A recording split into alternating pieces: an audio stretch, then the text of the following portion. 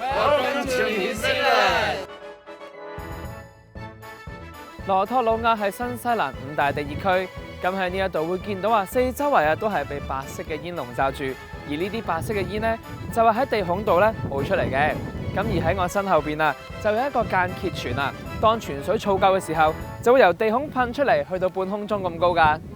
全部都係從地孔噴出嚟熱辣辣、噼哩啪啦聲嘅泥漿都係非常之高溫㗎，大概有90幾度㗎。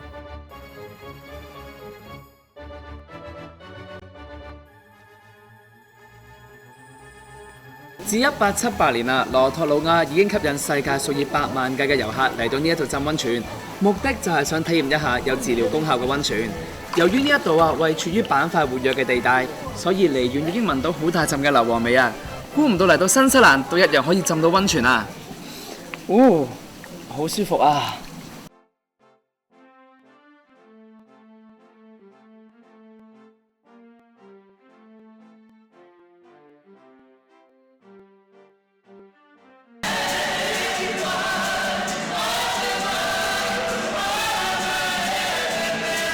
彩虹樽魚場四周圍都係綠色嘅叢林大家有冇發現湖水下邊有好多條樽魚，條條都有4、5公斤咁大條㗎。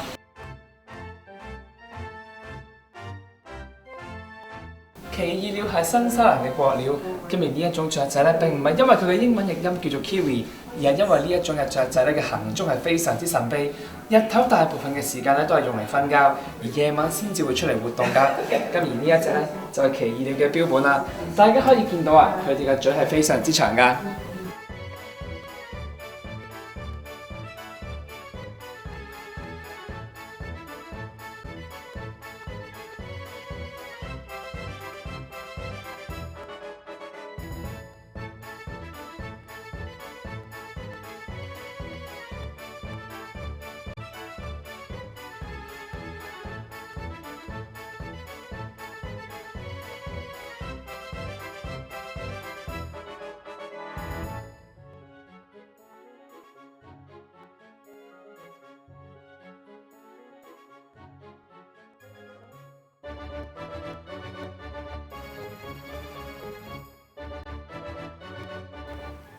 維多摩鐘乳石洞係新西蘭一個非常之奇特嘅自然景觀。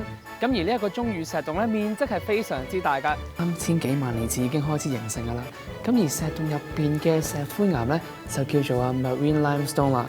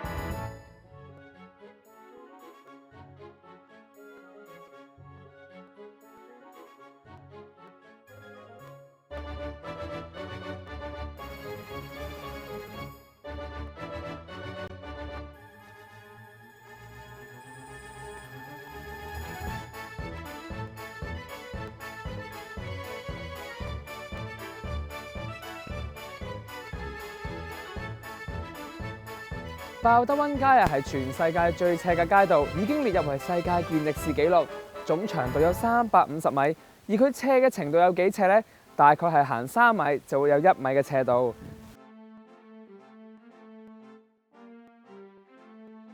而今日我哋嚟到坦汀尼呢度，會坐2個鐘頭火車暢遊泰爾利峽谷跟我嚟啦！2個鐘頭嘅小火車，依家準備出發啦！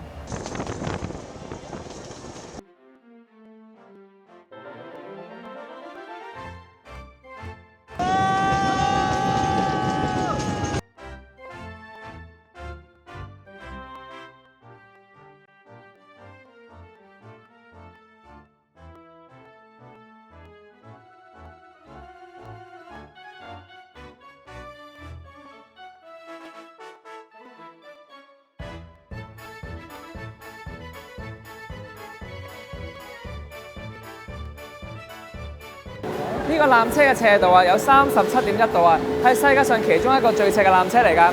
好啦，依家行啦。哇，好靚啊！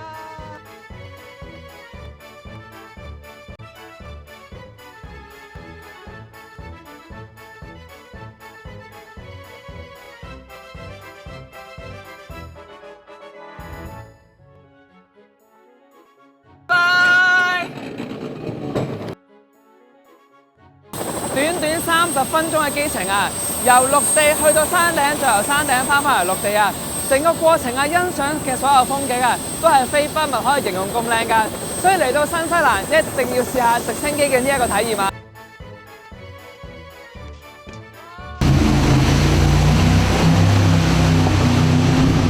！Jet boat 係一項非常刺激嘅活動啊！我哋會坐住喺快艇上邊，喺河流上左穿右插，甚至係360度旋轉㗎。喺1865年啊，有一位小朋友喺戰城嘅河入邊游水，發現到有金沙之後，自此就掀起咗一股淘金熱。時至今日，呢一度金礦就冇啦，但係大家都可以喺呢一個博物館入邊了解金礦嘅歷史。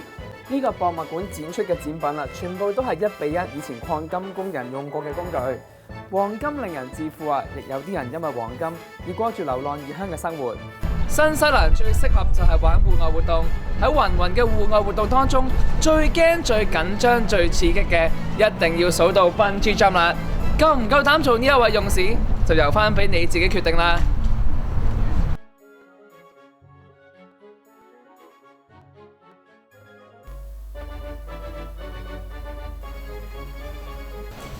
呢邊嘅天氣咧唔單止好喎，陽光咧同埋雨水咧都非常充足，特別適合呢一種金奇異果喺呢一邊生長㗎。等我揀翻幾個帶翻屋企先。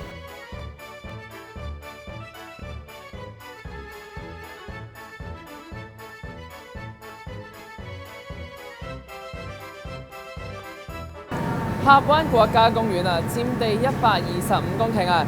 由於佢獨特嘅地形啊同埋海岸線啦，令到佢喺1986年啊被列入為世界遺產。咁依家咧，我哋就坐緊遊船去緊寧靜優美嘅美福灣。沿途除咗可以欣賞優美嘅風景之外，仲有機會睇到企鵝同埋海豹㗎。哇！呢個瀑布真係好壯觀啊！企喺下邊咧，啲水係咁潑埋塊面度啊！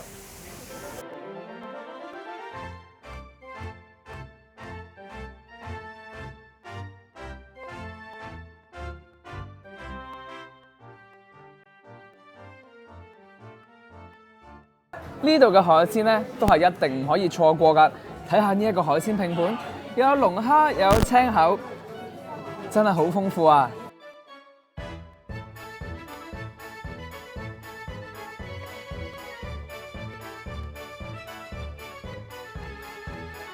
睇下呢一片嘅三文魚，色彩幾咁有光澤。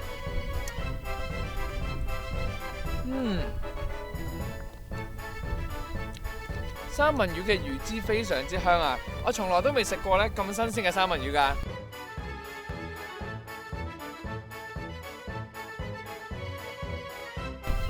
基督城有花園城市嘅稱號啊，係呢一個面積啊，只係比香港大少少嘅城市，人口咧只係有39萬，喺一個人口密度咁低嘅城市下生活，比起香港真係舒服好多啊！